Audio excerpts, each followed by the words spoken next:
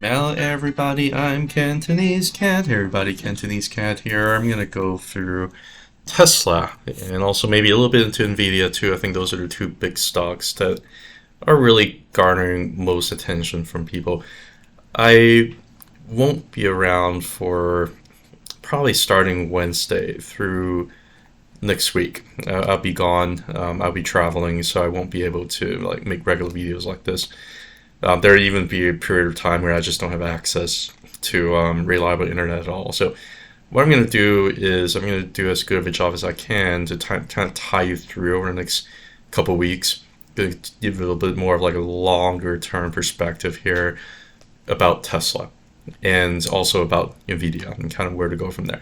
This is the monthly chart of Tesla. I can show you there. This is again squared out drawn with some pretty beautiful market symmetry at the 360 and tan here, and you can basically just zoom in here. You can tell that basically pretty much every single cycle has been following the arc here almost perfectly, getting rejected and then pushing through and then back testing almost perfectly. Now, one thought right off the bat is that we have broken above this arc over here.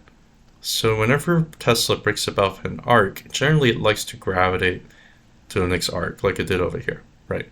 Like it did over here. Whenever it kind of break above the blue arc over here, which took a very long time to break above, by the way. I think this probably took about how many years, like 6-7 years to really break above the blue arc here. When we broke about this arc here, it just gravitated up to the next arc up here, right? But this really did take a very, very long time. Now, we are having a little bit of a difference here between here and there because instead of it kind of getting rejected here at the horizontal line here for a long time, we and also back testing here this arc all the way down for like 2 entire years. We look like we don't really have that kind of resistance level, and we look like we're just about to take off, if not already have taken off. The next level is going to be up here around $700, and the level after that, if it does go from arc to arc like it's been doing previously, there's going to be a four-figure Tesla. I think it's probably going to hit the 700 mark, probably somewhere around 2025 is my best guess. And then I think within 2-3 years or so, around 2027 maybe, it's going to hit this arc up here is my best guess. Now things can go lower, slower, things can go faster. But that's kind of what I'm seeing. Like, I think at this point you have a breakout candle here, even though price is a lot more elevated compared to when price is underneath like $200 over here for a very long time, which by the way, I think buying Tesla underneath 200 was a very, very good deal. And I was very, very verbal about doing that. But now that price has kind of taken off, I still think it's probably not a bad deal. Not financial advice, of course, but it looks like you just probably want to gravitate up here towards the horizontal and then up here towards the arc over the next year and over the next 2 or 3 years or so. That's what I'm seeing here. And I don't think it's going to be another one of these 2 or 3 years sideways here. I don't think it has to backtest arc here anymore because you don't really have that resistance level up here like it did over here. You also don't really have that issue with like taking off the arc over here like it did over here, right? You already have taken off of that, pretty much taken off. So I think some pretty decent things probably end up happening here with Tesla. A couple other things too, if you're also looking at maybe a little bit more of the weekly chart, where we are at right now, I think we're at a very, very similar juncture here as opposed to the last cycle. Basically, if you do the all-time high to the cycle low, you're going to see that currently we're going to add the 0.86 fib level here. You can see that currently we basically have just got rejected here at 0.86 here almost perfectly until things break about the 0.86, which I think is going to be the final boss for Tesla. It might end up hovering here around for another week or two, who knows, or maybe another few weeks or so, who knows.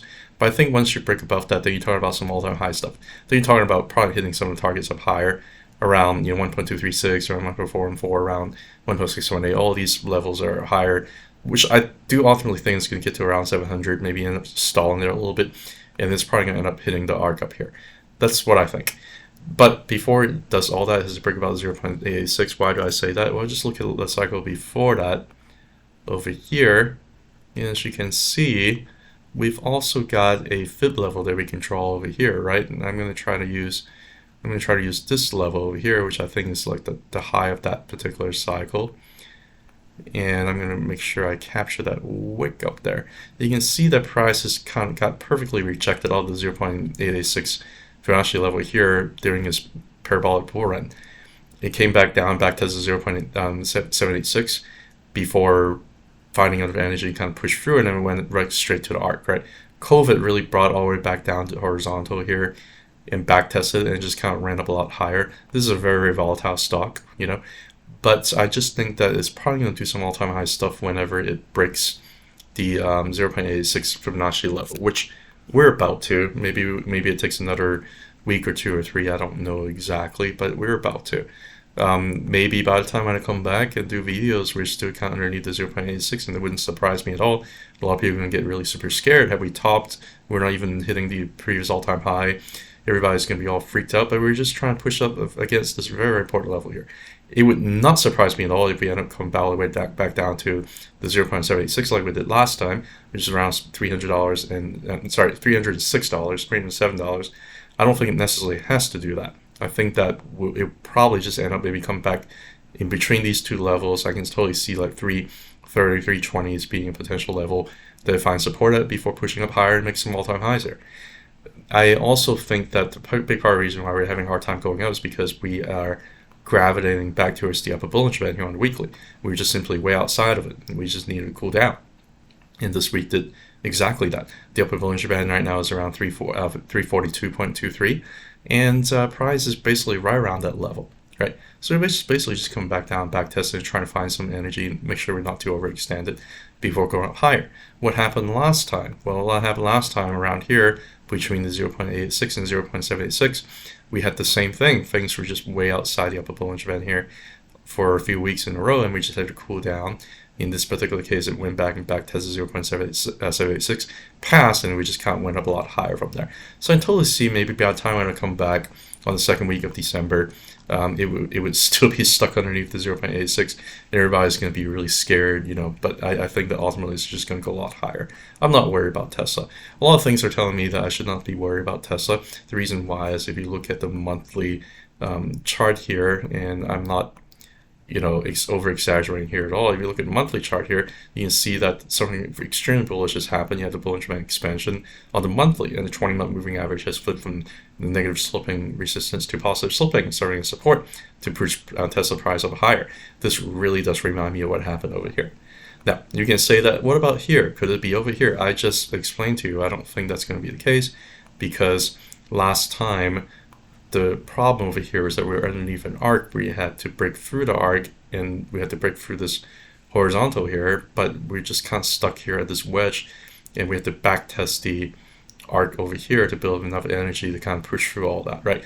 Right now, we don't really have that problem because we have a clear breakout, and we don't really have the horizontal resistance here to get worried about. And I think it's probably going to graphing up here towards the $700 range. So I think this is probably more similar to this rather than this, right? Because over here, you're also underneath an arc, and you push through the arc, right? It's expended all the energy as it pushed through the arc. I think it's probably more similar here compared to here, because we're pushed through the arc, as opposed to here, where we just kind of get stuck underneath the arc, and we just try and push through the arc. So if you ask me, I think that a bigger move is going to come. If you ask me, I think that the Bollinger Band is supporting that.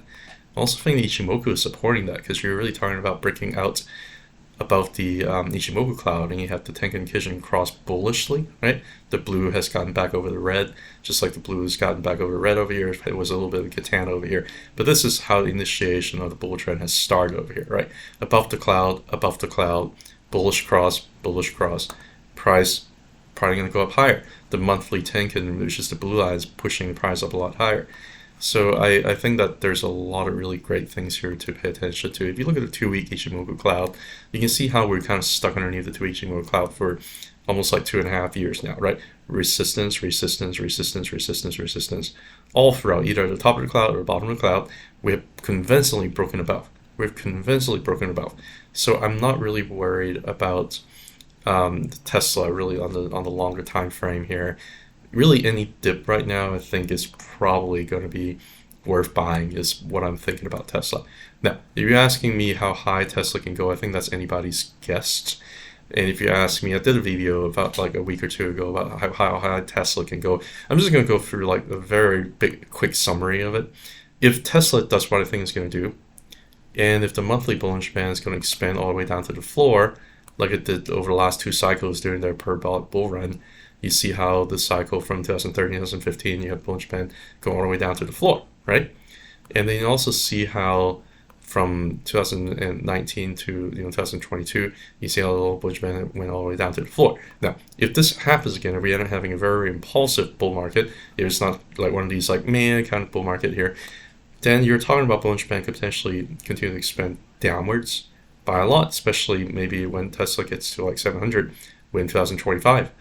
Then the Bollinger Band is going to go down a lot more.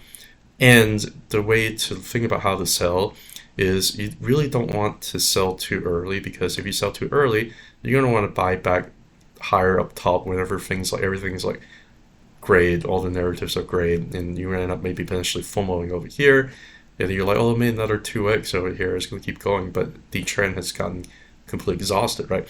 How do I know the trend got completely exhausted over here? Well, the lower Bollinger Band has come back down from the floor, right? You can say that if you would have sold Tesla when you saw that the Bollinger Band was peaking over here at the bottom, then it would have been January 2021.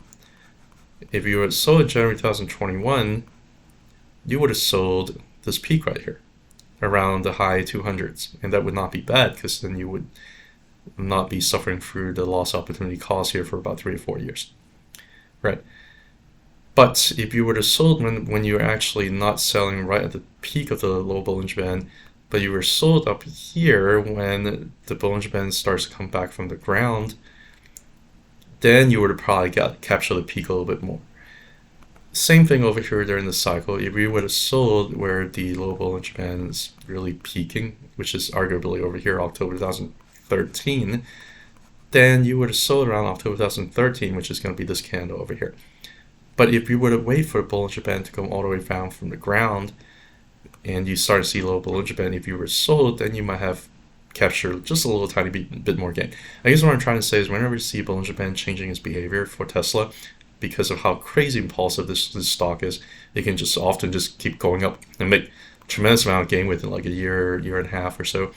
That the Bollinger Band expansion and contraction kind of tells you and helps you time potentially where you're going to end up selling. We don't have that quite just yet, but if it ends up doing one of those same thing, please let me, I'm going to let you know what I'm going to do. I'm not going to tell you what to do, but I'm going to let you know what I'm going to do. I'm probably going to end up selling whenever I see the low Bollinger Band comes back from the ground.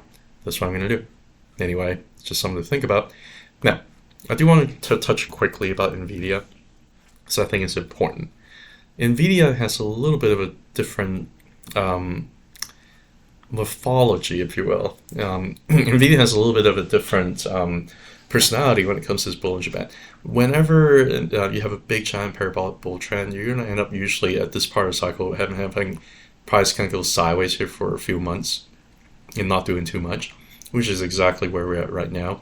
Coincidentally, you remember over here during the last cycle here, around August to April 2021, you remember how bullish Bitcoin was, you remember how bullish IWM was. A lot of really risk-on stocks really had pumped during this period of time, right? And Nvidia's already kind of went all the way from like $3 all the way to like 12, right? Like 4x.